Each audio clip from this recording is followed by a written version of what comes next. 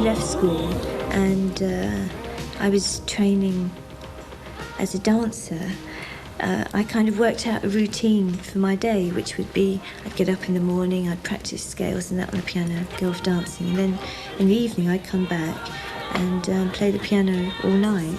And I actually remember, well, the summer of '76, which was really hot here. We had such hot weather. I had all the windows open and I just used to write until, 4 in the morning. And I got a letter of complaint from a neighbour who was basically saying, "Shut up," because they had to get up at like 5 in the morning and they did shift work. And I was, my voice was being carried the whole length of the street, I think, so they weren't too appreciative.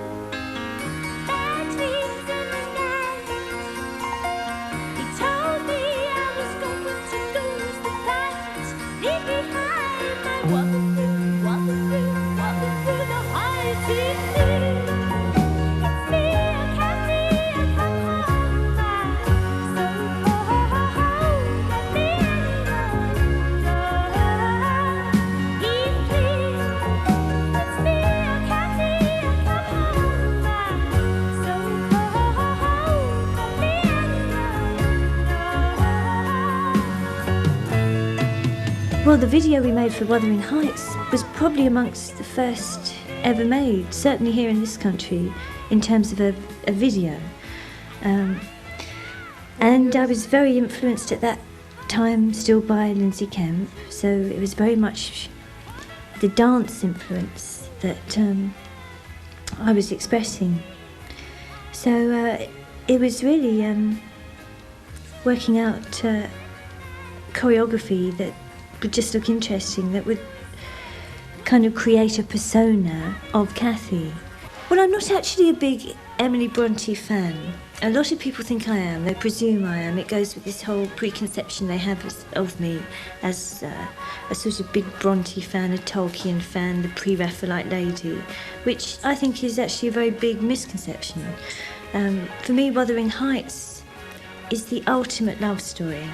You just cannot get beyond the passion that they cover there. It's a love affair that goes beyond death. They will not be stopped by nature's boundaries.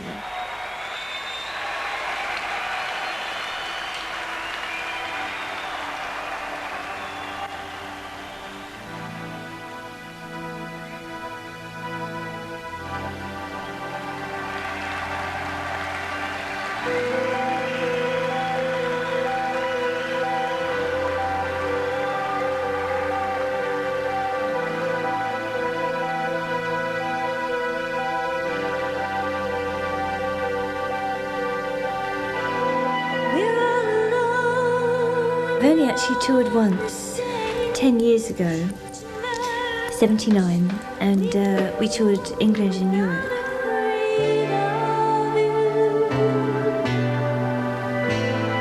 I'd never done anything like that before. I'm not a performer, I'm not someone who's grown up playing around clubs or pubs and then becomes a recording artist. I'm someone who from a young age wrote songs and then gradually learnt to sing, and then gradually there I was in the studio, and then it's all sort of an unfolding process for me.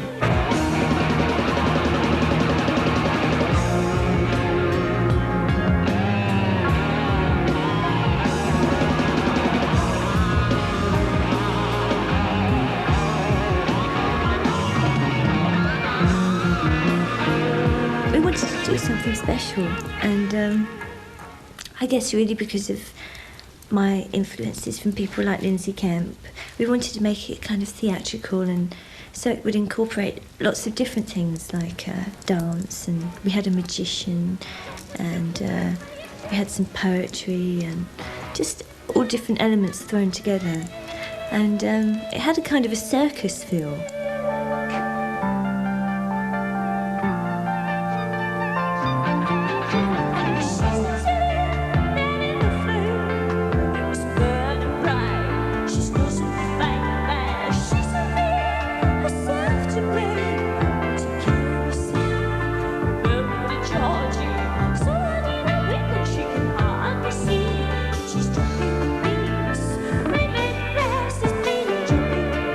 what we were doing then, it was very experimental. I mean, apart from musicals or opera productions, it was kind of unheard of to involve so many elements.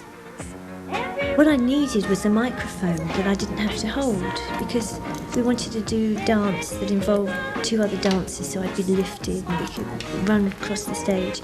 And holding a microphone was very inhibiting. So the sound guy that we had for the tour, I said to him, I want you to invent a microphone for me that I don't have to carry. So he basically invented the radio mics that you see now, but he made it out of a coat hanger. So he got an old coat hanger and kind of bent it into shape here, and then had this piece that came around here that the microphone was then put on, so it was just in front of the mouth. I still dream of holding on. I wake up crying. For me, what's important is writing songs. And it's just incredible how many things spin out of that. The lyrics, being a singer, and then really by making videos it becomes an extension again of the song. And I suppose I've always been very interested in the visual side of things. I've always loved film, and it just seemed like a natural progression for me to get more and more involved in what I did musically and visually, because I made the first album and then I made the videos that went with it. So these are things that I've been doing for years now, and each time I've done them, I've become a bit more involved.